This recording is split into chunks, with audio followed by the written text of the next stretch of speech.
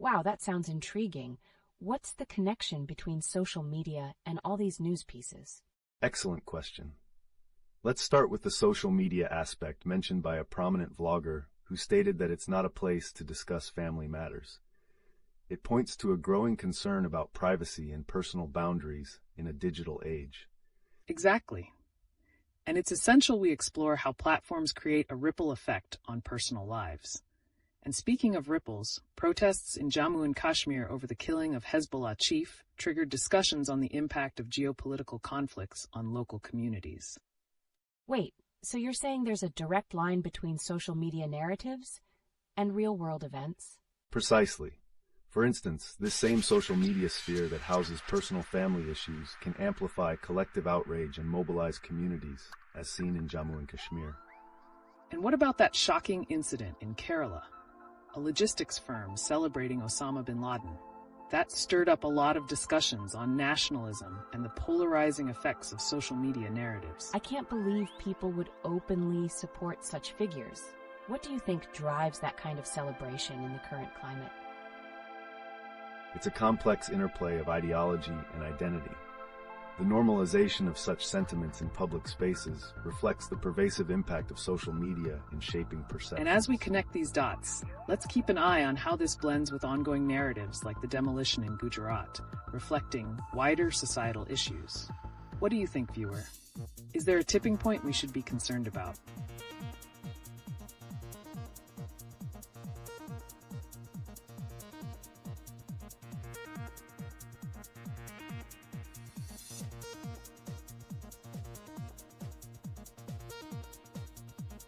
As we navigate through the ongoing conversation about social media's role in shaping public opinion, let's shift focus to an alarming news piece that has left many shocked: the logistics firm in Kerala celebrating Osama bin Laden. What does this reveal about societal sentiments and the normalizing of controversial figures? I find that really disturbing. What kind of environment enables such celebrations? Is there a connection to the broader political discourse in India today? Definitely. This behavior is a reflection of rising polarization. When mainstream narratives shift, it emboldens fringe viewpoints to surface publicly. This is a fundamental aspect we must confront today. Absolutely.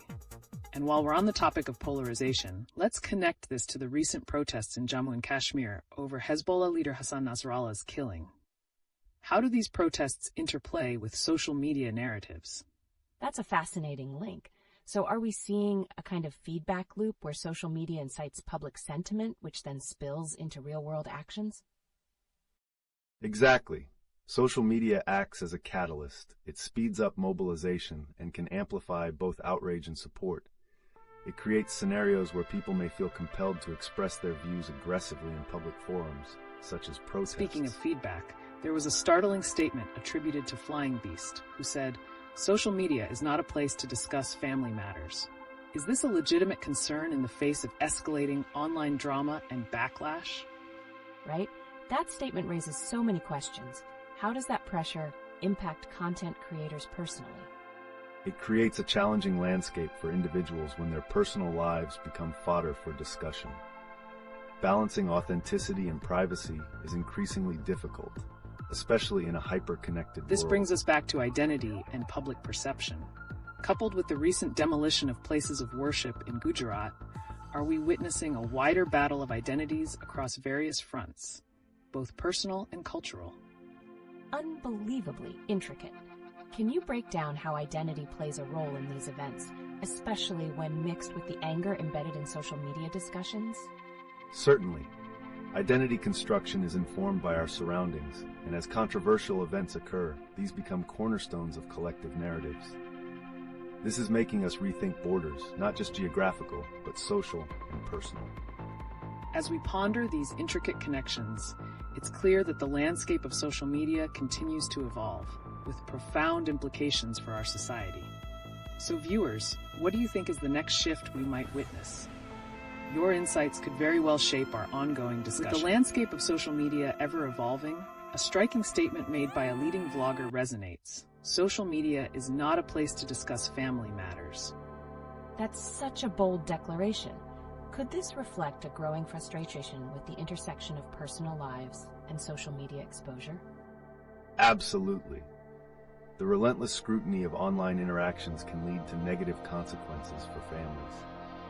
The call for privacy indicates a shift towards a more cautious approach to sharing personal experiences. Speaking of personal experiences, I can't help but connect this back to the protests happening in Jammu and Kashmir following the killing of Hezbollah leader Hassan Nasrallah. Intriguingly dark, how do these personal narratives on social media thread into broader geopolitical unrest? The protests illustrate the way social media acts as a tool for mobilization and expression of collective outrage, highlighting the fusion of personal and political narratives that can escalate quickly.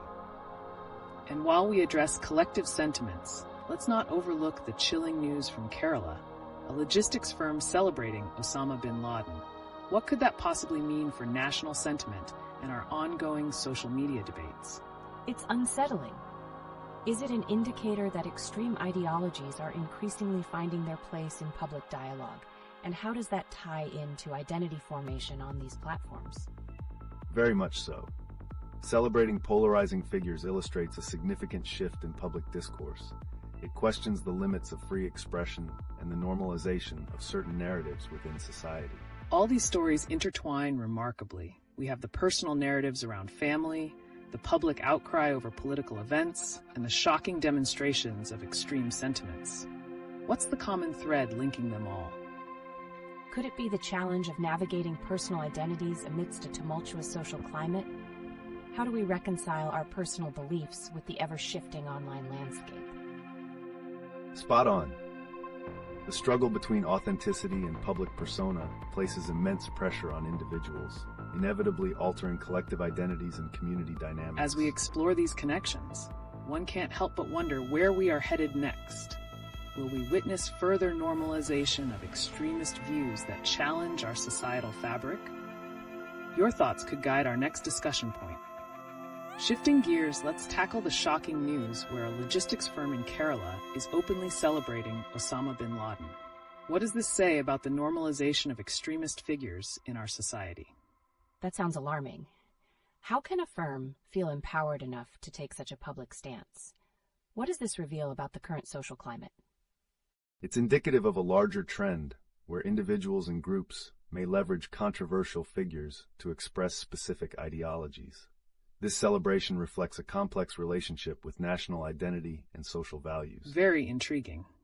It raises questions about how social media allows for these narratives to flourish. Could this possibly be a direct result of the political ambiance in India today? I can't help but wonder. With tensions high, especially in Jammu and Kashmir over the killing of Hezbollah chief Hassan Nasrallah, how do these events intersect? Precisely. The protests stem from deep-rooted frustrations, and they're fueled by the digital sphere where voices amplify. This reflects an ongoing struggle over identity and the representation of these sentiments in public discourse. We can't ignore that the discussions surrounding these protests echo earlier discussions about personal narratives, failing to find a safe space in social media. While speaking about personal matters, Flying Beast mentions social media not being the right platform for family discussions. That's a striking statement. How does the pressure on content creators like Flying Beast intersect with the broader narrative of societal events? It highlights a dilemma. They tread a line between their public persona and private life.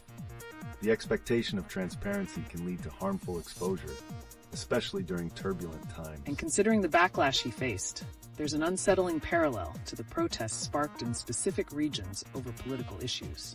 Might this suggest that public figures feel compelled to conform or react? That's a critical point. What does that pressure mean for future creators? Will they be forced to choose between authenticity and the demand for engagement? There's a significant evolution at play. We are already witnessing a trend where many creators are increasingly cautious about how they present their personal lives. Testaments to this shift can be drawn from the responses to recent political developments. It's a tangled web. As society evolves, so do our conversations surrounding identity and how they manifest online. If these narratives continue to intersect with cultural and political tensions, we face a critical juncture ahead. What are your thoughts, viewers? Shifting our focus now, let's address some recent news that's creating quite a buzz and may reflect deeper societal issues. Wow, there's a lot to unpack. The juxtaposition between Flying Beast's declaration about social media and the recent protests in Jammu and Kashmir over Hezbollah leader Hassan Nasrallah's killing seems significant. How do these issues intersect? Indeed, those statements from Flying Beast highlight a critical boundary between personal lives and public discourse. The protests showcase how societal grievances spill into the digital arena, often polarizing discussions even further. Right? And then we have that alarming incident involving a logistics firm in Kerala openly celebrating Osama bin Laden. What does that say about the blurred lines between heritage and extremism in our cultural narrative? It's chilling. It not only points to an alarming normalizing of extremist figures, but also raises questions about how these sentiments resonate with broader public tolerance. Are we seeing a shift in societal values? That's a crucial observation. The celebration of such figures can often embolden radical ideologies, which may be spilling over into expressions of national identity, especially with ongoing tensions in regions like Jammu and Kashmir. And echoing those sentiments, I can't help but connect this back to the demolition of the 500-year-old graveyard in Gujarat for being deemed illegal. What does this destruction say about the intersection of heritage, identity, and state narratives? Incredible. It seems there's a pattern, a merging of extreme ideologies and historical grievances manifesting through community actions. How do personal narratives intertwine with these historical injustices? Very much so. Each news item reflects a component of our collective identity crisis. The challenges faced by individuals sharing personal stories amidst such turmoil can only amplify the stakes involved. To wrap this up, is it possible that we're witnessing a crucial transformation in how communities express their identities as these extreme narratives become more mainstream?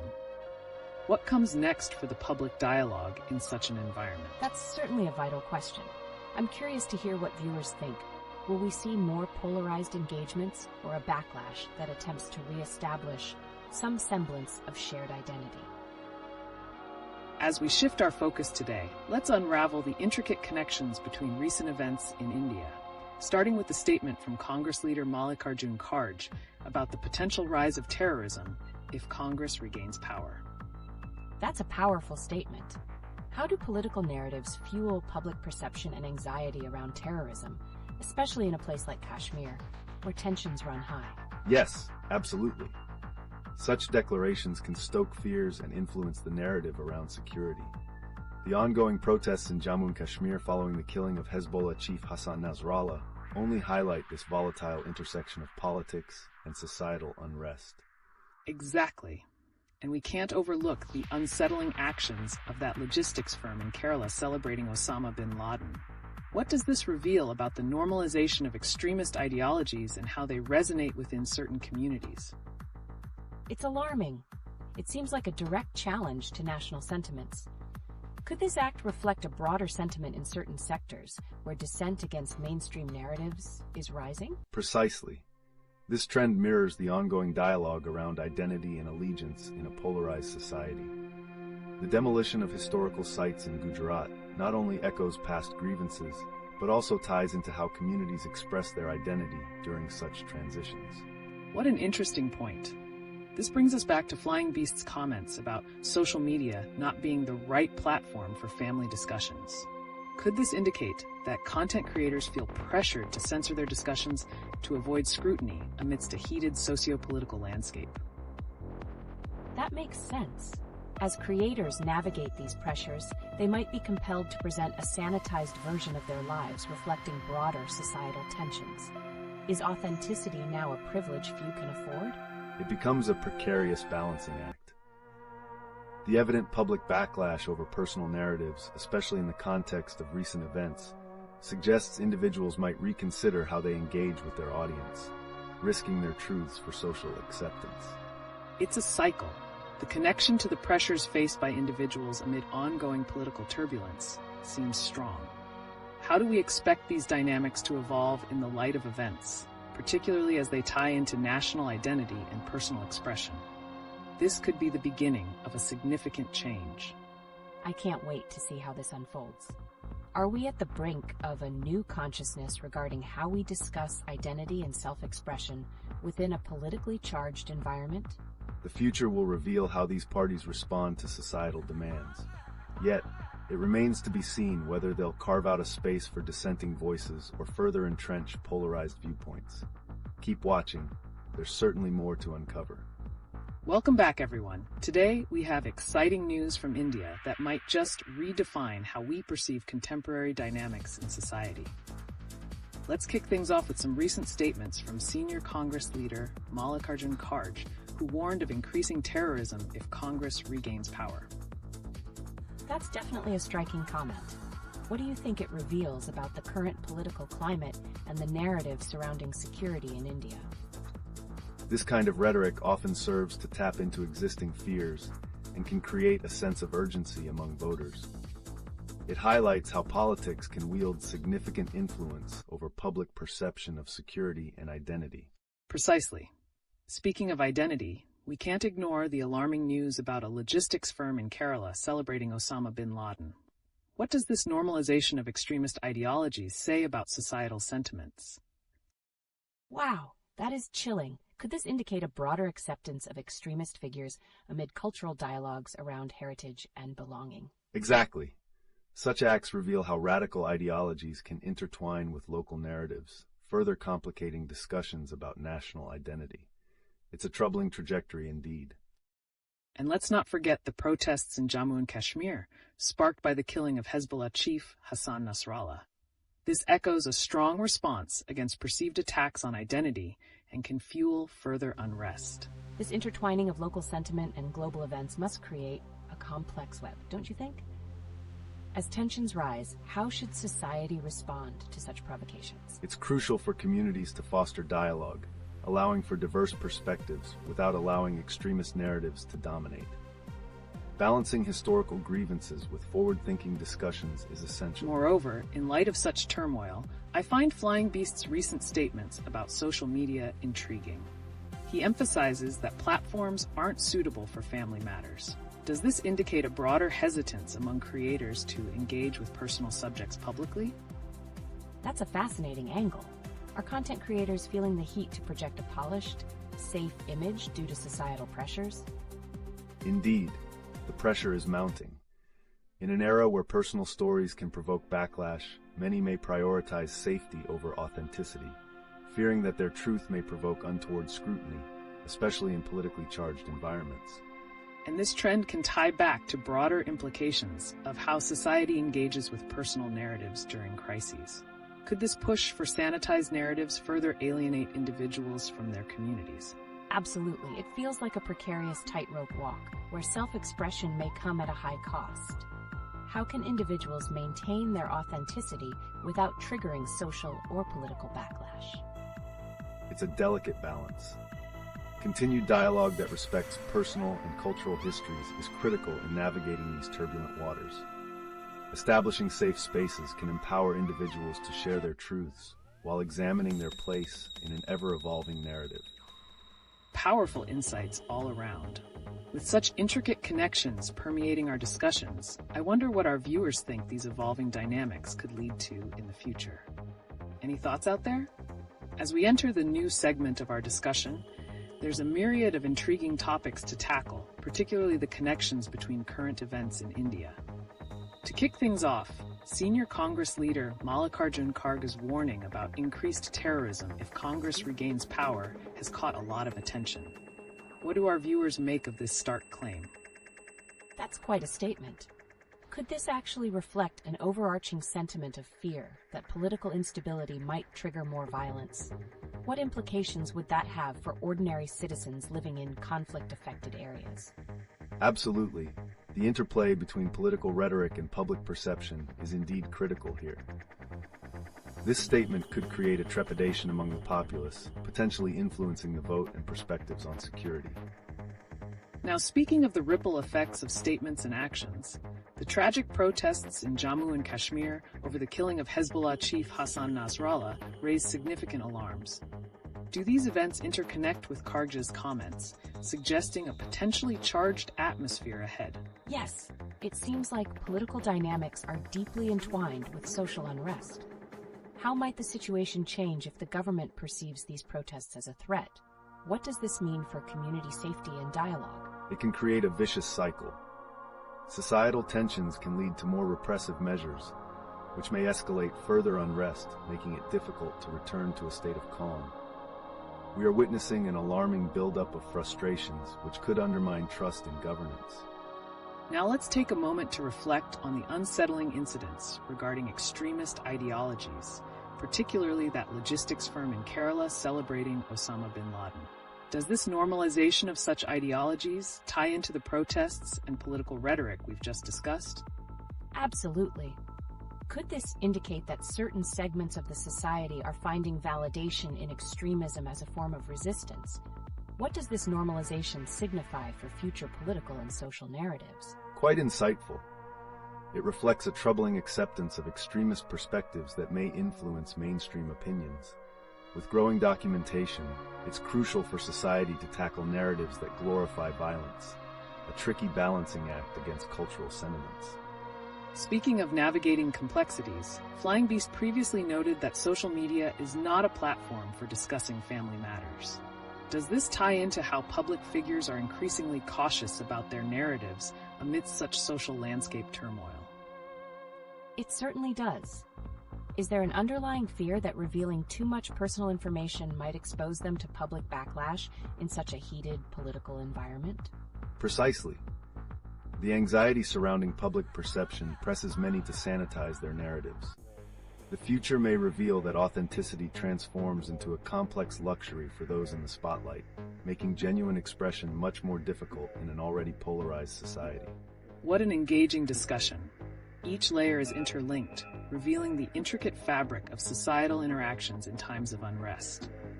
I can't wait to navigate this journey together with our viewers as we continue exploring these topics. What a captivating set of news items we have today. A particularly striking statement from senior Congress leader Mallikarjun Kharge has caught attention.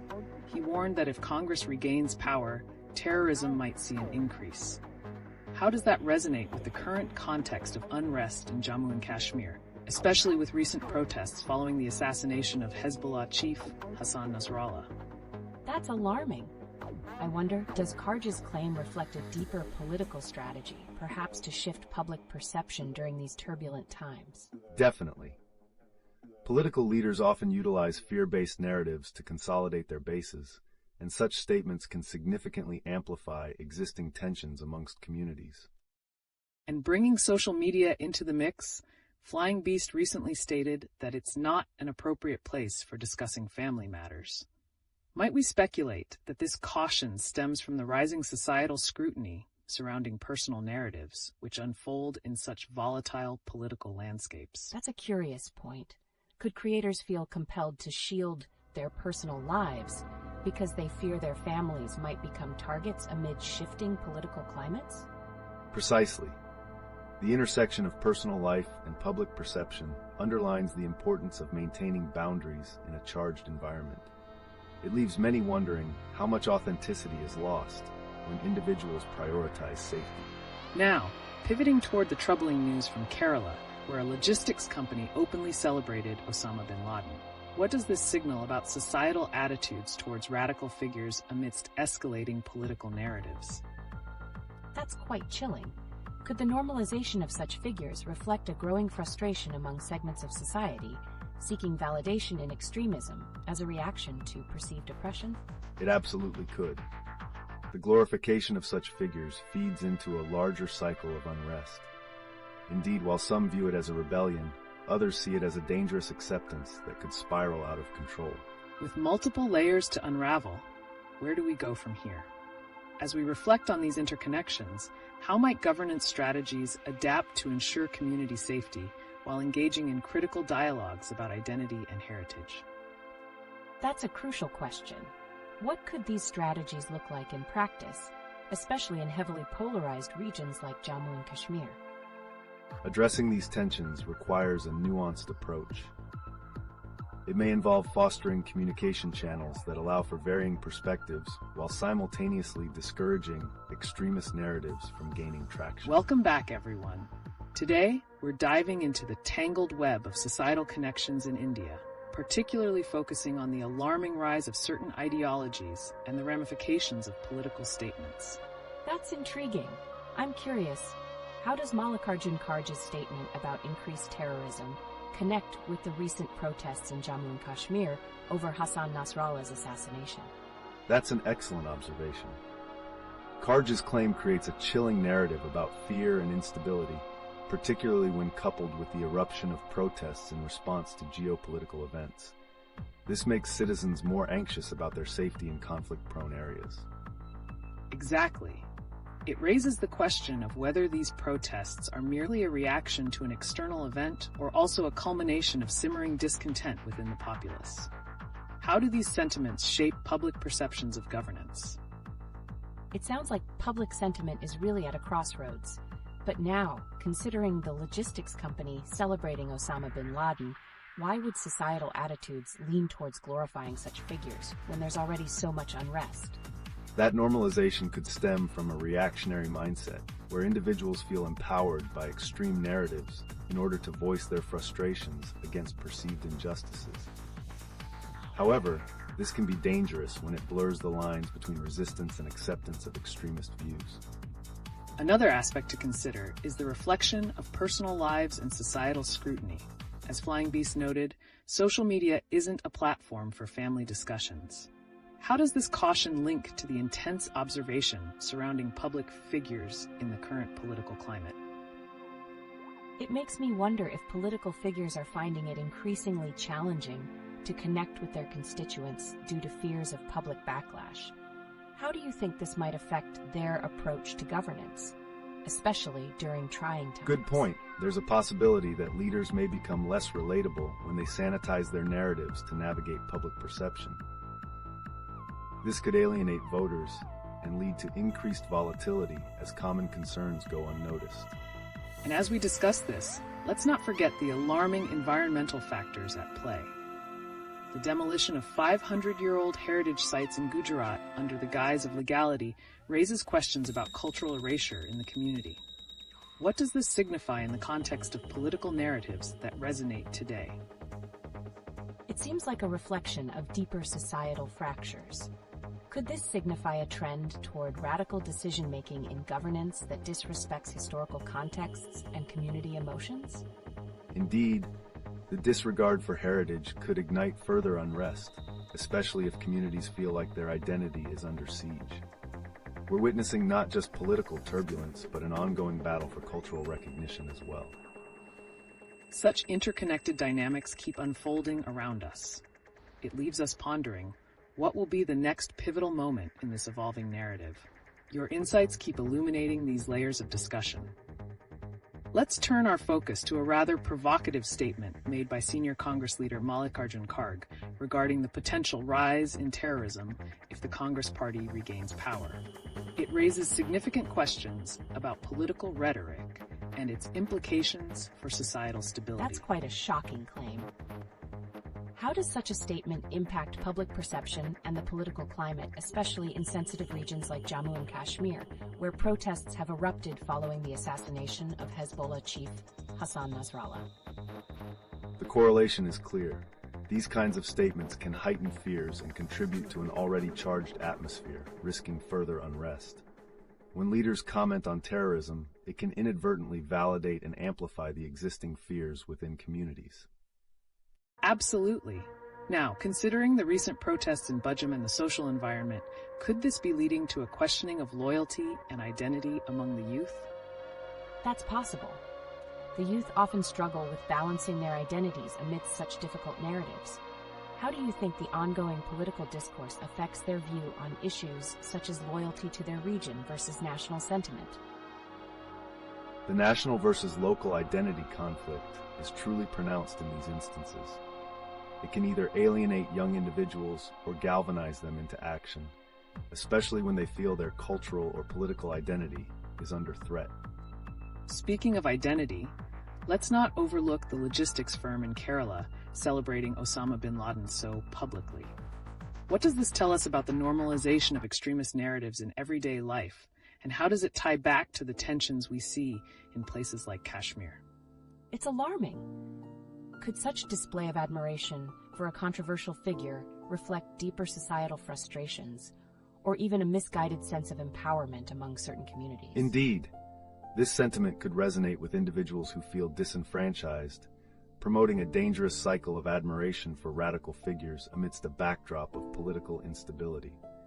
How societies navigate these sentiments will be key moving forward. Let's also reflect on the comments from social media influencers like Flying Beast, indicating that family matters shouldn't be discussed publicly. Could this reveal a growing trend where individuals distance personal narratives from the political climate, seeking safety in anonymity? That's an interesting observation. Could this trend also signify a broader societal shift, where discussions about personal experiences are overshadowed by the fear of repercussion from politically sensitive topics? Precisely. The tightening grip of social discourse limits open conversations. It might just serve as a coping mechanism for many navigating the current social and political landscape, where stakes feel higher than ever. Welcome back, everyone. Today we have some outstanding news topics that truly stir curiosity and concern in the current climate of India. Yes, I can't wait to dive in. The recent statement by Congress leader Mallikarjun Kharge regarding the potential rise in terrorism if Congress comes to power raises eyebrows. What ramifications could that have in Kashmir? Absolutely. Such a bold statement not only plays into existing fears, but also reflects the political maneuvering seen ahead of elections. It's a tactic to instill a sense of dread among voters, potentially influencing public sentiment amidst ongoing unrest. And speaking of unrest, let's address the protests in Jammu and Kashmir over the assassination of Hezbollah chief Hassan Nasrallah. Could this indicate deeper sentiments of discontent that branch beyond the surface? It sounds like a chain reaction. How does the public perception of international events link to these local protests? Could the youth's frustration with their political landscape find a voice in these protests? Indeed, when external events resonate with local struggles, it can lead to heightened collective action. The feelings of disenfranchisement often intertwine, pushing individuals toward protest as a means of expressing their dissatisfaction with governance. What's alarming is the logistics company in Kerala celebrating Osama bin Laden. Why would anyone glorify a figure associated with global terror? What does it say about societal attitudes and their connection to local narratives? It's shocking. Why would there be an inclination to align with such a figure, especially in a country with such a complex historical backdrop like India? This reflects an extreme form of identity politics. Individuals may seek champions for the grievances they feel marginalized by. However, it raises questions about the normalization of extremist narratives, especially in the wake of mounting national unrest. Exactly. And we shouldn't overlook the impact of demolishing 500-year-old heritage sites in Gujarat. This creates a rift between history and modern political narratives. Does this contribute to a cultural grief among communities? That sounds like a painful paradox. How are cultural erasure and identity interlinked in the political discourse? What happens when people feel their heritage is at risk? Cultural identities are inherently tied to historical narratives. When these are threatened, it can lead to outrage and even radicalism, positioning communities against perceived oppressors. It's a dangerous game to play. Intriguing connections emerging here, everyone. As we continue this conversation, I wonder, what will be the next defining moment that shapes our discussions, given these cultural and political intersected crises? Keep those questions coming. Welcome back to our live stream, everyone. Today, we're diving into some alarming statements made by senior Congress leader Mallikarjun Kharge regarding the potential rise in terrorism if Congress comes to power. How does this shape our understanding of political rhetoric amidst growing tensions in Kashmir? It's quite concerning. How does a statement like this affect public perception? Could it contribute to an atmosphere of fear, especially following recent protests in Jammu and Kashmir over the assassination of Hezbollah chief Hassan Nasrallah? The connection is indeed significant. Victoriously with such rhetoric, leaders can unknowingly escalate fears, which in turn ignites further unrest. This is especially sensitive in regions already filled with volatile political sentiments. And speaking of sensitivities, let's consider the recent demolitions of 500-year-old heritage sites in Gujarat. How does the destruction of historical sites intertwine with the narratives being built around terrorism and identity? That's a powerful link. Could it be that acts like these not only alienate specific communities, but also provide fuel to extremist narratives? How can heritage erasure influence societal anger toward government actions? Precisely. When cultural heritage is targeted, it triggers a deep emotional response. Individuals may then seek validation for their grievances by aligning with radical figures or ideas, creating a cycle of violence and unrest. This is compounded by figures glorifying extremism, such as the logistics firm in Kerala celebrating Osama bin Laden. What does this normalization of radical figures indicate about the current societal landscape? It's shocking. Could this admiration for controversial figures actually reflect a deeper sense of frustration among youth? How does social media play a role in amplifying these feelings? Social media undeniably acts as a double-edged sword. It can amplify anger and admiration alike, often disregarding the nuances of complex narratives. Moreover, it adds layers to identity conversation, complicating youth relationships with their heritage and political beliefs. Exactly. Let's bring our attention to the comments made by Flying Beast, indicating that personal matters should remain private. How does this sentiment resonate in today's climate, where discussions about family and personal experiences are often intertwined with political contexts? That's an intriguing thought. Is there a growing sentiment where individuals feel the need to separate personal narratives from public discourse as a strategy for safety against backlash? Indeed, we see this reaction rising among individuals aware of the potential repercussions of candid discourse in politically charged environments. This could lead to increased alienation as people navigate their identities while trying to protect themselves against societal repercussions. A complex situation for sure. As we uncover these layers, we must think about the future. How can these discussions shape public sentiment and influence our political landscape moving forward? Let's keep those questions coming. Welcome back, everyone. Today we have some intense news headlines that provide a critical view of current events shaping public sentiment in India. Let's unpack how these stories intertwine, starting with a particularly chilling statement from senior Congress leader Mallikarjun Kharge regarding the potential rise in terrorism if Congress comes to power. That's quite a statement. Does it indicate a strategy aimed at instilling fear among voters or pointing towards deeper issues within the political narrative? Definitely. This rhetoric resonates strongly with recent protests in Jammu and Kashmir following the assassination of Hezbollah chief Hassan Nasrallah. Political discourse often thrives in atmospheres of unrest, creating a milieu where claims of increased terrorism find fertile ground. Absolutely. The climate of fear and the recent demolitions of 500-year-old heritage sites in Gujarat add layers to this discourse. What might these acts signify for the sentiments of those living in these historically rich regions? It's shocking. Could these demolitions be viewed as an attack on cultural identity? How might they push individuals towards radical narratives in response to perceived erasure of their heritage? Precisely. Such actions can lead to isolation within communities who feel their cultural fabric is under threat. Furthermore, those radicalized sentiments can then manifest in broader political action or protests, potentially triggering cycles of violence, as we've seen lately. And we can't overlook the bizarre celebration of Osama bin Laden by a logistics firm in Kerala. What insights does that provide about the current societal attitudes and the glorification of controversial figures amidst this backdrop of unrest? It sounds surreal. Could this glorification indicate a yearning for validation among disenfranchised groups? How do social media dynamics amplify such complex sentiments, especially with the public's growing cynicism towards political figures? Exactly. Beyond glorification, social media facilitates conversations about these elements, but it can also confuse the narrative. Balancing heritage with contemporary political grievances is precarious, and hence engaging with social media becomes crucial for articulation. As we wrap up this segment, the juxtaposition of personal narratives, socio-political tides, and cultural identity presents indeed a complex web. With events exploding across various fronts, we can only wonder what shape the future discourse will take. Keep those thoughts rolling. Welcome back, everyone.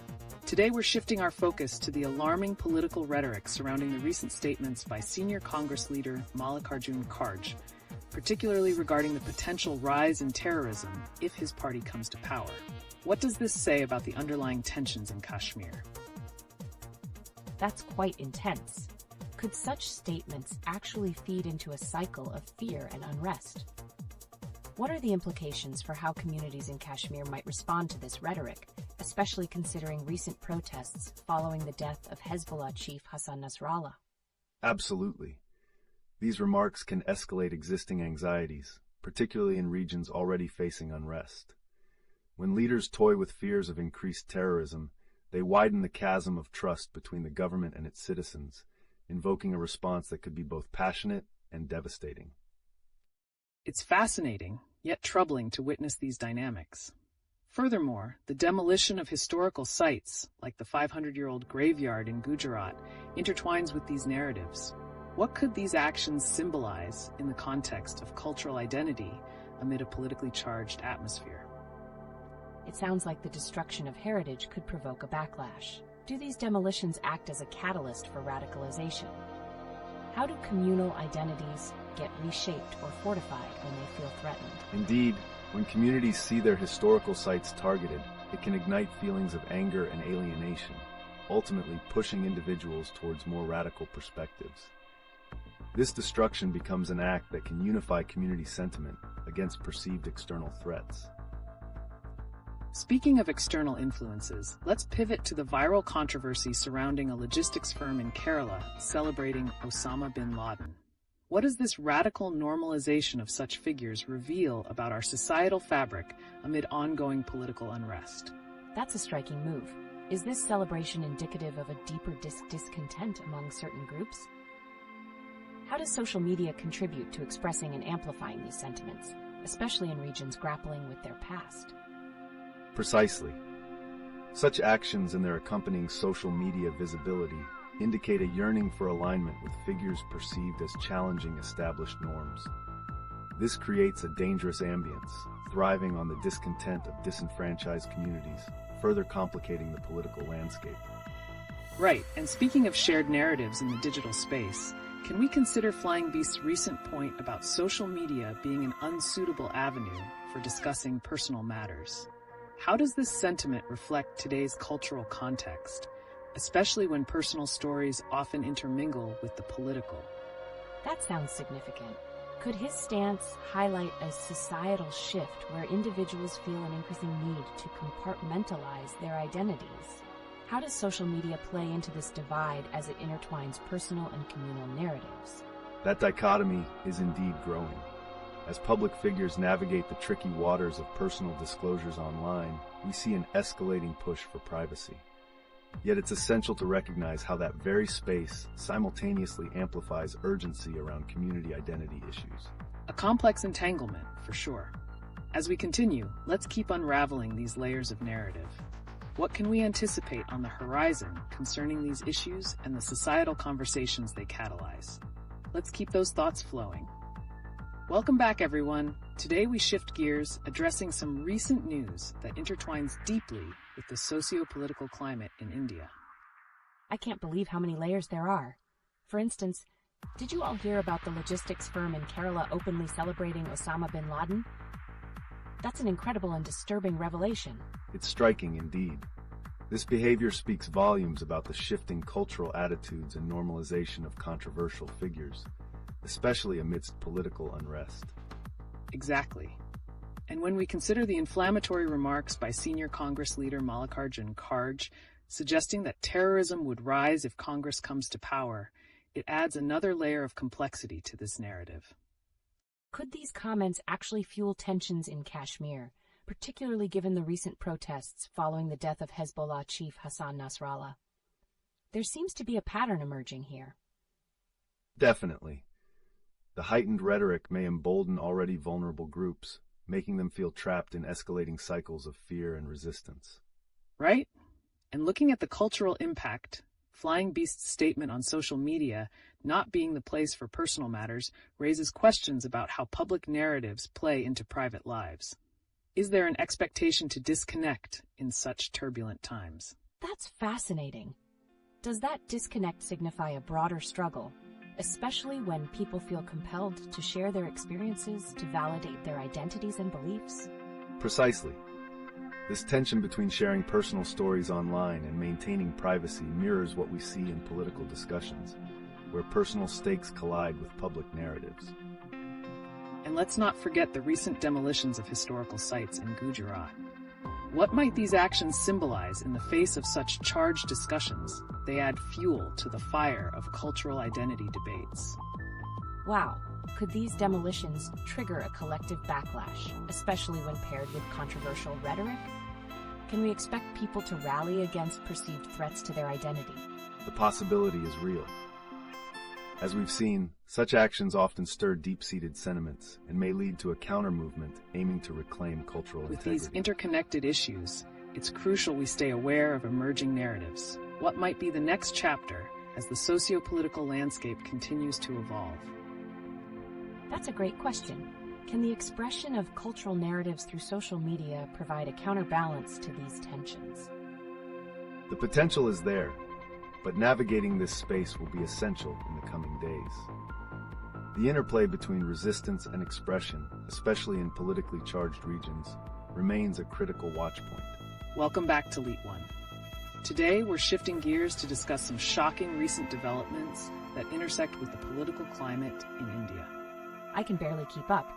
For instance, how does the recent unrest in Kashmir over the killing of Hezbollah chief Hassan Nasrallah reflect broader geopolitical tensions? That's a vital connection. The protests are indicative not just of local unrest, but also echo larger narratives of resistance and identity, especially when paired with the incendiary comments from Mallikarjun Kharge about rising terrorism if Congress comes to power. Absolutely. Those kinds of statements can act as a spark that ignites tensions, especially in already volatile regions like Jammu and Kashmir. But let's not overlook the striking incident in Kerala, where a logistics firm celebrates Osama bin Laden. How does this normalization of controversial figures fit into the larger narrative? Wow, that's something. Does this trend of celebrating contentious figures signify a deeper unrest or a shift in societal values? Precisely. Such actions often arise from frustration and represent an attempt to reclaim narrative power. As people grapple with their identities against this backdrop, these celebrations reveal cracks in societal cohesion. And speaking of societal cohesion, the demolition of the 500-year-old graveyard in Gujarat adds another layer to this discourse. How do these acts of cultural erasure resonate with communities feeling threatened? It sounds devastating. Could these demolitions be seen as a broader strategy to undermine cultural identities? What are the implications for communal relationships? Such demolitions inevitably stir feelings of anger and alienation, potentially fueling a cycle of radicalization. Communities may respond with fierce resistance, further complicating the political landscape. This brings us back to Flying Beast's statement about social media not being the right platform for personal matters. Could this reluctance signify a broader trend where individuals are scared to share what's truly significant due to societal backlash? That's insightful. It seems like everyone is walking on eggshells. What does this mean for open dialogue and expression in society? The hesitancy is palpable. In a world where narratives are intertwined and leveraged by political agendas, the fear of repercussions can limit genuine discourse, creating a breeding ground for discord. And thus the cycle continues. Let's keep the conversation flowing and explore how these interconnected issues might unfold in the coming weeks. What are your thoughts, everyone? Welcome back to LeetOne, everyone. Today's focus is on some astonishing recent events that have significant implications for India's socio-political landscape. Indeed. Each of these events, from the comments of the senior Congress leader on terrorism to the celebration of Osama bin Laden, illustrates a troubling acceptance of divisive narratives. Those statements are eye-opening. How does celebrating controversial figures like bin Laden reflect on current societal values? Are we turning a blind eye to the implications? It's shocking. The normalization of such figures might suggest a troubling shift in how communities are viewing allegiance and identity, especially in the context of rising tensions over the recent protests in Jammu and Kashmir. Absolutely. The connection lies in the psychology of collective identity, where individuals resort to controversial figures as a symbol of resistance against perceived oppression or cultural marginalization. That's fascinating. But with the demolition of historical sites like the graveyard in Gujarat, are these violent acts of erasure not also contributing to feelings of disenfranchisement? Excellent point. These demolitions can become rallying cries for communities fighting to preserve their cultural identity, further fueling the cycle of animosity and division. Exactly. Additionally, the soaring rhetoric, such as Karj's warning about increasing terrorism, creates a climate where fear dominates public discourse, forcing communities into defensive postures. So, if these expressions of anger and resistance are related, how do we move forward? Are there any constructive dialogues happening amidst all this turmoil? Well, the call for open dialogues is crucial. The anxiety surrounding issues of cultural identity may be a catalyst for communities to engage in disharmony rather than towards healing. Right. Until we address these narratives with empathy and understanding, we may continue seeing similar unrest. The future might hinge on whether communities can bridge these divides through shared experiences. Wow, that's a lot to unpack. How do we protect those vulnerable histories while engaging in a healthy societal dialogue? What steps can be taken to foster understanding? That's a compelling question. Perhaps it starts with challenging narratives by making space for all voices in the community, allowing a more nuanced understanding of our diverse identities. Let's keep the conversation going. Welcome back to LeetOne. Today, let's shift our focus to some recently captivating news stories that have surfaced in India. These stories may seem disparate, but they reflect deeper social undercurrents we're witnessing. That's intriguing. For example, how does the celebration of Osama bin Laden by a logistics firm in Kerala fit into the current socio-political climate? Is this a form of protest or merely sensationalism? That's an astute observation. Such actions can often be a reflection of a community's sense of disenfranchisement, showcasing how they resonate with controversial narratives. It raises questions about how public figures and events shape collective attitudes and behaviors. Absolutely. Additionally, the recent remarks made by Mallikarjun Kharge about potential terrorism if Congress returns to power further align with this sense of fear and mistrust that permeates discourse. How might these statements shape public sentiment in Kashmir? Wow. So does this create a feedback loop where each side amplifies the other's fears? It seems like a dangerous cycle. What about the violent protests in Budjam? Could that unrest be linked to these escalating fears? Precisely. Such protests serve as an outlet for pent-up frustrations within the community. This may also connect to the demolition of historical sites like the 500-year-old graveyard in Gujarat, where the erasure of cultural identity can exacerbate feelings of alienation. That's remarkable.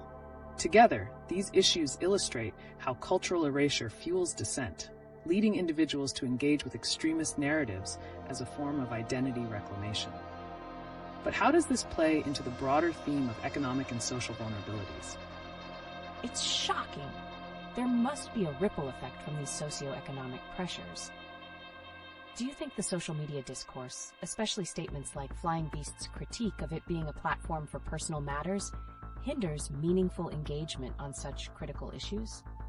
Indeed, the hesitation to use social media for open dialogue may lead to miscommunication and misunderstandings. This reticence could also impact societal trust, so how communities relate to one another becomes essential in avoiding further divisions. It appears we are standing at a crossroads. As these narratives evolve, what futures might we see? Could this cycle of radicalization lead to a resurgence in proactive cultural engagements instead of reactionary ones? That's a captivating perspective. How might we steer the discussion toward more constructive paths that allow for expression without crossing into division? Encouraging diverse dialogues among communities could be key here. By addressing underlying fears and fostering spaces for genuine understanding, the potential for renewed cultural richness might emerge, shifting away from cycles of unrest. Welcome back to LeetOne, everyone. Today's discussion is taking a fascinating turn as we tackle the interconnectedness of recent events in India that reflect broader societal themes. It's mind-boggling. For instance, how does the celebration of Osama bin Laden by a logistics firm in Kerala tie into the political rhetoric from leaders like Mallikarjun Kharge, warning of increased terrorism? Precisely. Such celebrations can be a reaction to societal grievances, manifesting as a form of defiance against mainstream narratives. It sheds light on how marginalized voices might cling to extreme figures to assert their identity. That's intriguing. It seems we are witnessing a collision of cultural expressions and political narratives that deepen societal divides. Speaking of which, how do the violent protests in Budgam over Hezbollah chief Hassan Nasrallah's killing relate to this sentiment? Wow, are these protests an example of communities channeling their anger towards larger socio-political issues? What does this say about the emotional state of the people involved? Exactly. Such protests often stem from feelings of disenfranchisement. Combining this with the news of historical sites being demolished can create a stronger sense of losing one's cultural grounding, fostering drastic reactions. That's impactful. We need to understand how ongoing cultural erasure, such as the demolition of the 500-year-old graveyard in Gujarat, activates these emotions. Could it push communities further toward radical ideologies for identity reclamation? That's staggering. When vulnerabilities are acted upon in such a way, does it create an echo chamber where fear and anger feed into one another? Without a doubt, this interaction among events creates a narrative loop that reinforces both fear and resilience traits within communities. Future dialogues will have to navigate these layered sentiments to foster understanding. And what about the broader social dynamics? With influencers like Flying Beast voicing concerns about social media, are communities moving to more personal subjects as a means of escapism amidst these turmoil narratives? It seems like a tightrope walk.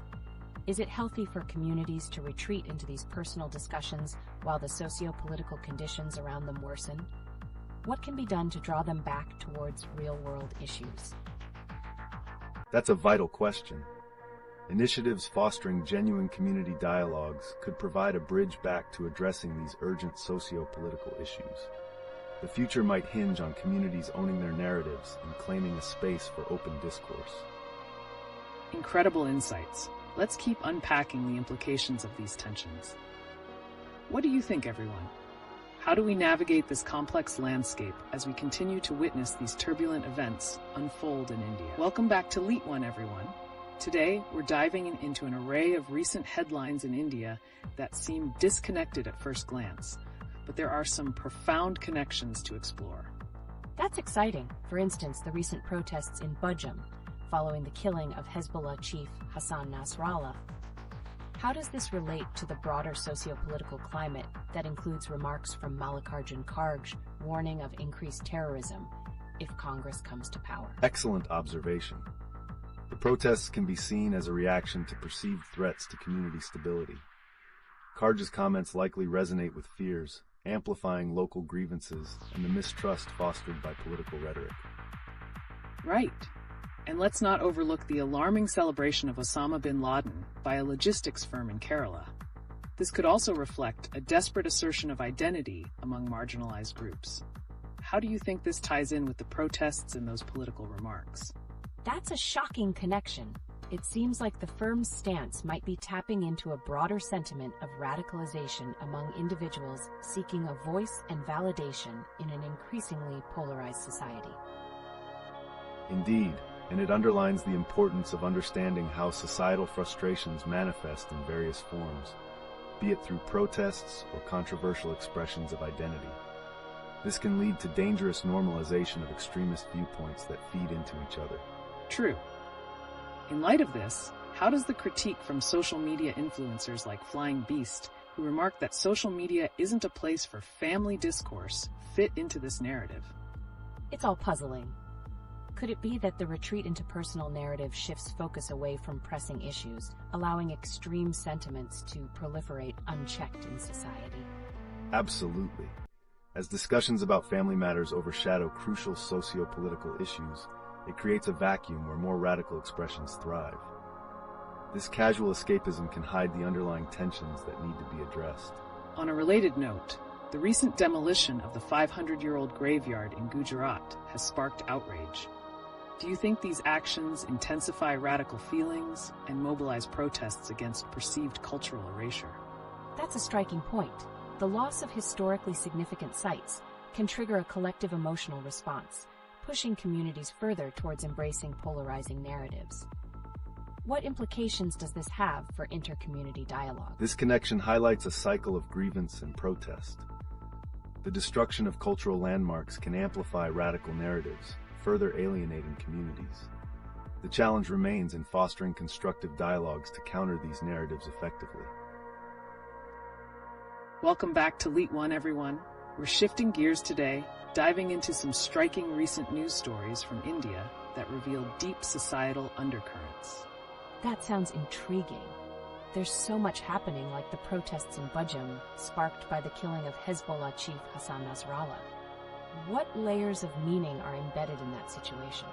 Indeed, the protests highlight a larger paradigm of resistance and identity assertion. They reveal escalating sentiments of helplessness among the populace, further fueled by statements from political leaders like Mallikarjun Kharge regarding potential terrorism. Absolutely. And let's connect that to the recent demolition of a 500-year-old graveyard in Gujarat. Is this also a signal of cultural erasure that instigates similar radical reactions from communities? That sounds like a critical point. It begs the question, are the sentiments surrounding such events an attempt to reclaim lost cultural significance, leading to actions like those protests? Exactly. When communities feel their identities are under threat, they may respond with heightened expressions of resistance. The celebration of controversial figures, like Osama bin Laden by the Kerala logistics firm, also reflects this battle for visibility and recognition. That's an alarming connection. Would this mean that marginalized communities could increasingly latch onto extreme figures as symbols of resistance against perceived oppression? Wow, that would suggest a desperate need for expression in the face of social dynamics that continually aim to erase their histories. But how do you think these narratives affect societal unity and discourse? A pivotal question. The media's portrayal of these events, combined with the emotional responses they evoke, tends to polarize rather than unite. How we collectively process these incidents will shape future dialogues significantly. Precisely. And then we have influencers like Flying Beast calling out the misuse of social media for personal matters amidst such chaos. Could this signify a shift in focus from critical issues to personal narratives as a coping mechanism? That's a fascinating thought. It's as if social media acts both as a platform for discussion and a source of distraction. What steps could be taken to ensure pressing socio-political issues reclaim their rightful place in public discourse? Welcome back to LeetOne, everyone. Today, we're taking a closer look at how recent news stories from India intertwine with the complex landscape of identity, politics, and cultural expression. Oh, that sounds intriguing. What about that shocking demolition of a 500-year-old graveyard in Gujarat? How could such an event resonate with current socio-political climates? A significant question. This act symbolizes not only a physical erasure, but also a cultural one. It evokes emotional responses, similar to the protests erupting in Jammu and Kashmir following the killing of Hezbollah chief Hassan Nasrallah. Certainly, the demolitions and subsequent protests illustrate deep societal grievances. Many marginalized groups yearn for visibility amidst escalating tensions, which makes the celebration of controversial figures, like Osama bin Laden by a logistics firm in Kerala, even more perplexing. What does this indicate about societal dynamics? It's mind-boggling. Are these actions a desperate plea for recognition, or a misguided attempt to assert an identity that feels threatened? Absolutely. As some societies grapple with their identities, reactions like these surface. They signify frustrations and a search for meaning, often manifested in extreme or polarizing forms. And speaking of social media's role in this, how relevant is Flying Beast's recent comment that social media isn't a place for family matters? Could this be an attempt to redirect focus back to essential societal issues amidst the personal narratives taking center stage? That's a pivotal thought. Could it be that in a world filled with distractions, influencers can guide public attention back to more pressing matters, though often their messages get diluted by the noise? Exactly. It highlights a duality in social media where personal experiences can overshadow larger societal debates. As we contemplate this, what can be done to solidify dialogues amongst communities navigating these turbulent waters? A fascinating question.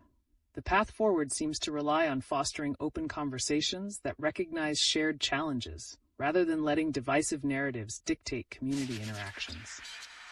Wow! As we explore these connections, how might we anticipate future developments in these situations? Will we see a shift in how communities engage with each other in response to such catalysts? Indeed. The future chapters may very well depend on how communities confront their histories and assert their narratives moving forward, leading to richer dialogues that could foster unity instead of further division. Welcome back, everyone.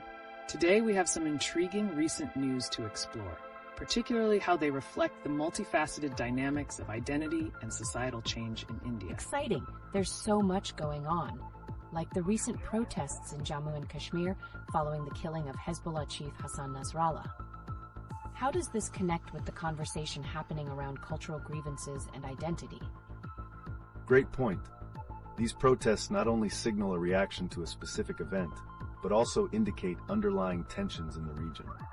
They highlight the importance of understanding the historical context that informs such strong responses from communities.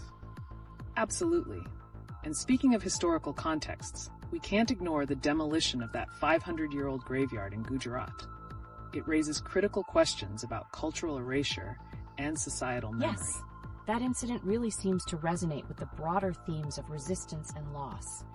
Do you think that these acts of erasure quite literally fuel protests and frustrations within marginalized communities? Without a doubt, when communities experience a tangible loss, like the destruction of cultural heritage, it often leads to increased mobilization and expressions of collective identity. This amplifies the feelings of injustice and the need for recognition. Fascinating. It could also connect with the public statements made by Congress leader Mallikarjun Kharge regarding potential terrorism if they were to come to power. Is this kind of political rhetoric just exacerbating existing tensions? That really shifts the focus. Are leaders using fear-based narratives as tools to manipulate discourse? It seems to tie into how certain groups may feel harassed or marginalized in this political climate. Precisely. Political narratives often serve to create an us versus them mentality, which can lead to further polarization. The celebration of controversial figures like Osama bin Laden by a logistics firm in Kerala exemplifies how communities react when they feel cornered. That's a strong connection.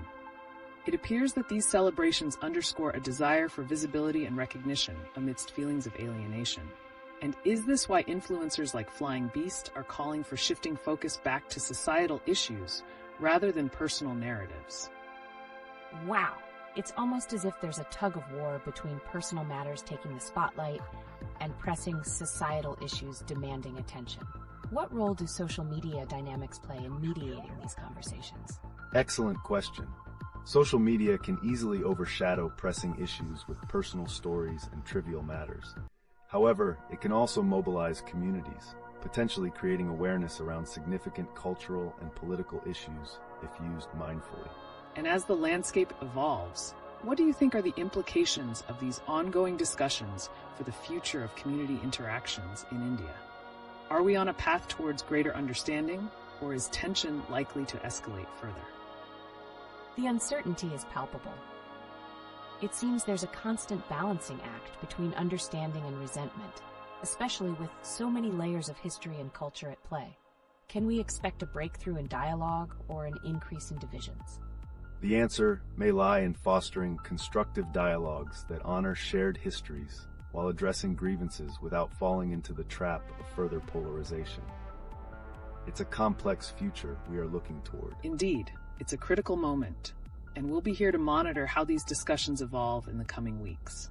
Stay tuned, everyone.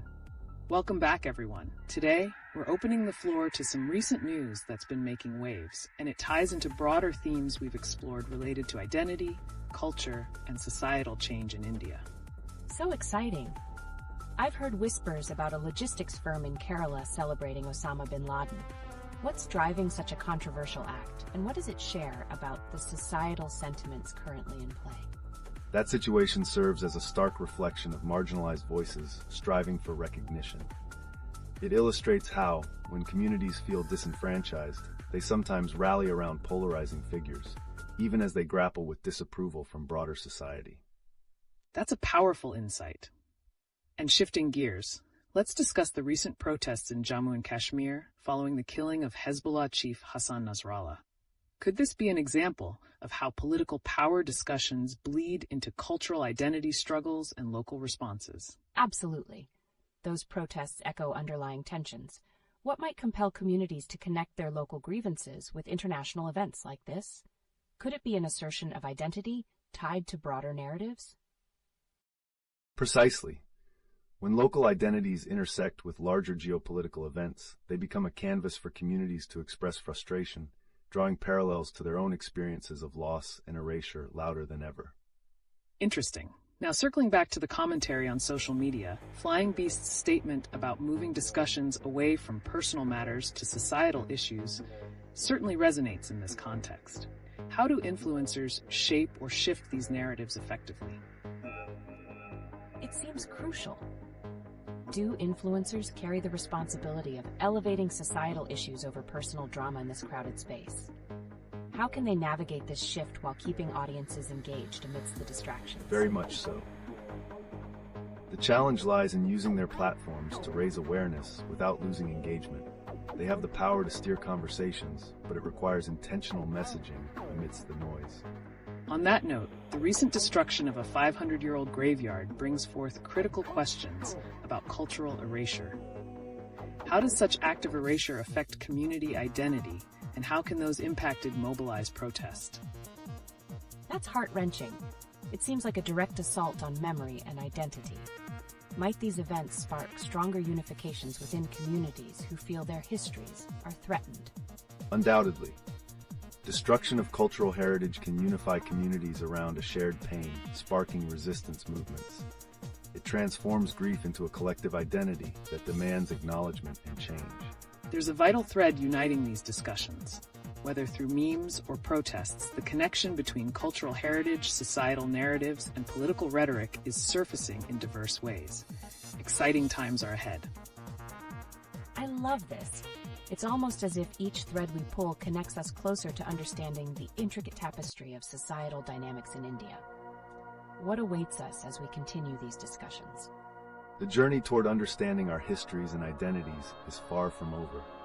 As these narratives evolve, they shape our future interactions, revealing layers yet to be uncovered. Let's stay tuned. Welcome back, everyone. Today, we're navigating a labyrinth of recent news stories that tie into the societal fabric of India and the cultural reverberations these events create. That sounds intriguing. I can't help but notice how the statement by Congress leader Mallikarjun Kharge regarding a potential rise in terrorism overlaps with the recent protests in Jammu and Kashmir. How do these narratives interplay? Excellent observation.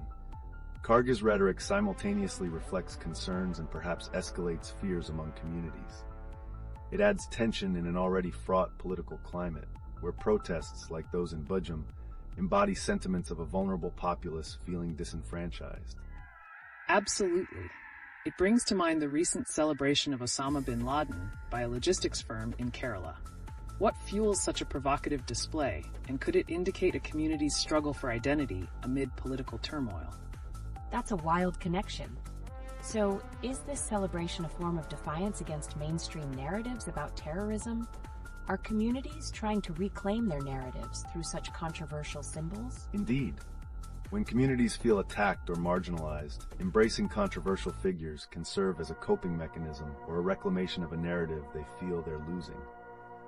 It emphasizes the necessity for deeper conversations about identity tied to historical grief and social dynamics.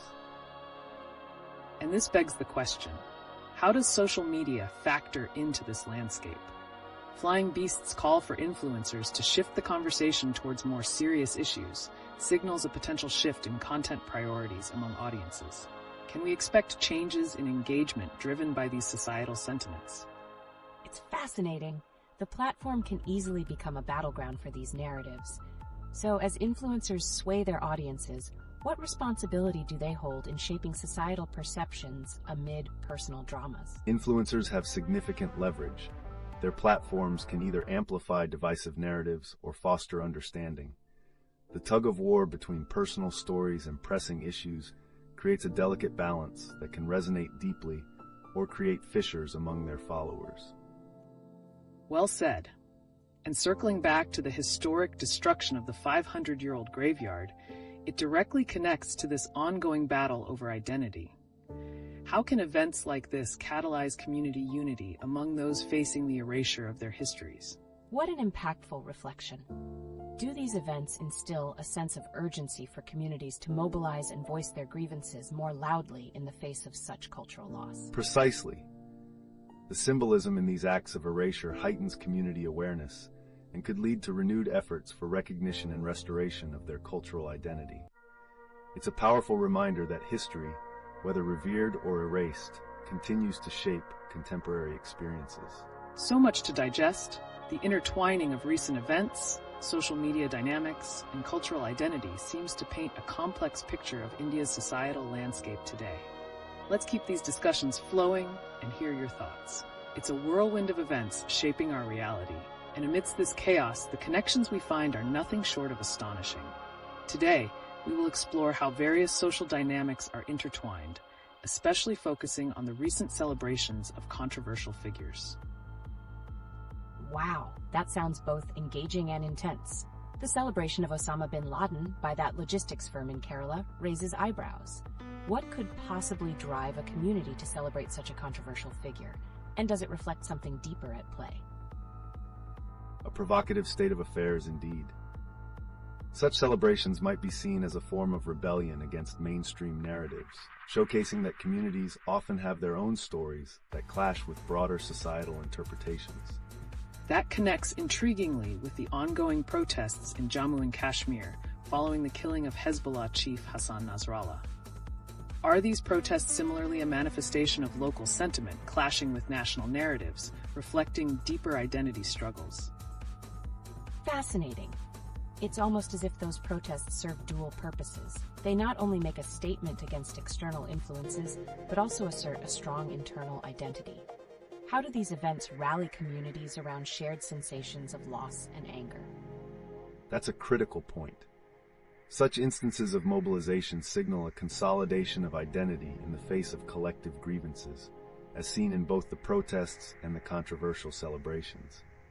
It's not just a reaction, but also a reclamation of narrative for those communities. Then, when senior Congress leader Mallikarjun Kharge stated that terrorism would rise if Congress comes to power, how does this rhetoric feed into existing fears and perceptions amongst communities, especially those already experiencing tensions? That's so intriguing.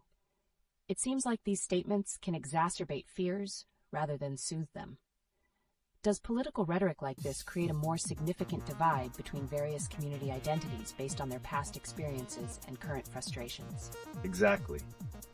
Such remarks often serve to stigmatize communities further and can reinforce pre-existing tensions.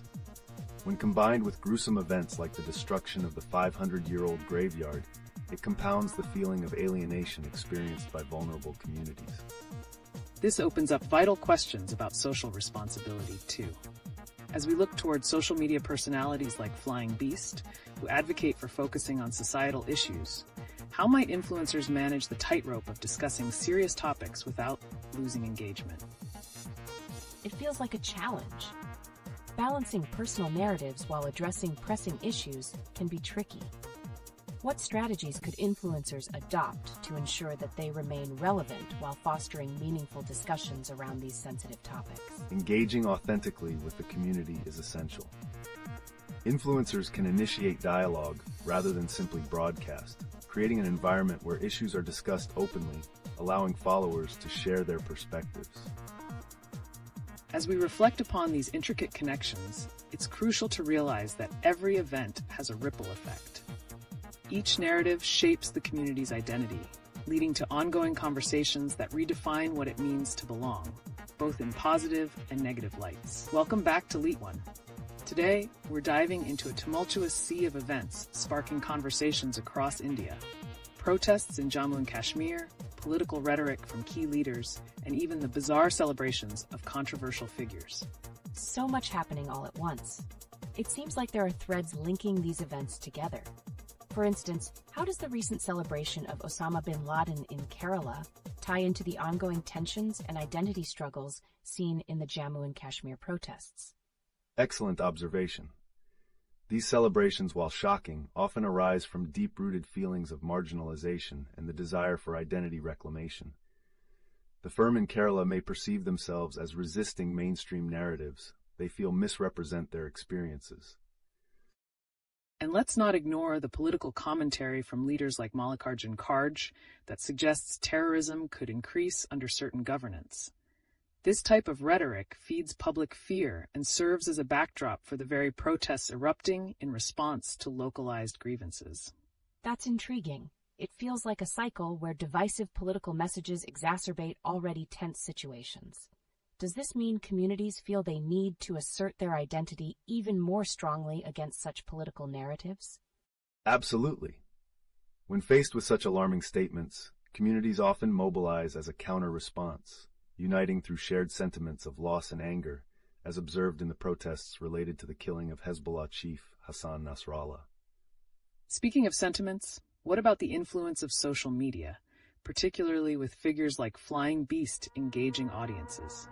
His comments about social media being unsuitable for family matters contrast sharply against the backdrop of political discussions happening online. That disparity is significant. On one hand, influencers are attempting to create a boundary in personal lives, while on the other, the very platforms they utilize become central to discussing socio-political issues. How do they manage that duality? It's a delicate balance. As influencers navigate their personal narratives, they also bear a responsibility to engage with the broader societal landscape. Their stance can either amplify community voices or detract from the critical issues at hand. And it raises the question, can we expect influencers to champion identity causes while maintaining a personal space? This is where we see potential shifts in how audiences engage with their preferred content creators. That's a thought-provoking point. If social media turns into a battleground for these narratives, how do audiences respond? Are they more likely to rally behind a personal story that speaks to their shared experiences, even in the midst of political tension? Certainly. The blending of personal narrative and societal grievance mirrors the growing urgency for communities to voice their identities amidst perceived threats. This ongoing struggle for recognition can elevate a figure's influence, sparking expansive discussions across platforms. Keep those thoughts flowing. The connections we draw between these events shape our understanding of contemporary India. What else do you perceive as unifying threads among these various events? Welcome back to LeetOne. Today's discussion brings fresh news into the spotlight, and let's break down connections that reveal underlying societal themes shaping contemporary India. There's quite a mix of topics to explore. For instance, the statement made by senior Congress leader Mallikarjun Kharge about the potential rise in terrorism if Congress were to regain power is alarming.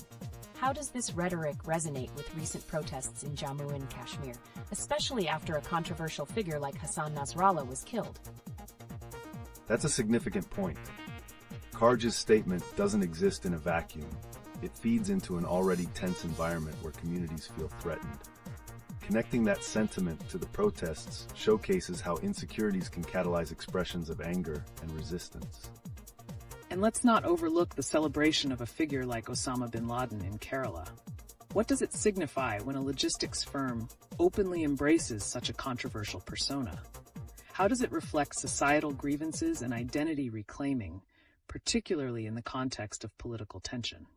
That's striking for sure. It sounds like there's a cultural identity struggle at play. People seeking recognition and validation in unconventional ways due to feelings of marginalization. But How do influencers like Flying Beast fit into this narrative? An interesting connection arises here. As influencers state that social media isn't the right platform for personal matters, it raises questions about their role in broader societal conversations. Are they inadvertently missing opportunities to address these tensions in a thoughtful way? Absolutely. Balancing personal narratives on social media while addressing pressing issues is not easy for influencers. As someone who devotes their time and salary to helping the community, as highlighted in the chat, it brings a different dynamic into the conversation, where personal engagement transcends social media narratives. This is fascinating. It makes you wonder how individual actions, like distributing essential goods to those in need, challenge the more divisive narratives we encounter. Can these gestures of compassion begin to reshape public discourse? Indeed. Such actions serve as powerful counter-narratives to rampant negativity, reinforcing the resilience of community identity, particularly among marginalized groups. They evoke a profound sense of hope in contrast to the political despair often highlighted in mainstream media. So as we wrap up this segment, let's ponder this. How do individual acts of kindness and rebellion against divisive narratives pave the way for a more united response within communities? The quest for identity amidst chaos is ongoing and invites more conversations as we move ahead. Wow, what a rich discussion. I can't wait to dive deeper into how these individual actions might inspire collective movements as we continue our talk today.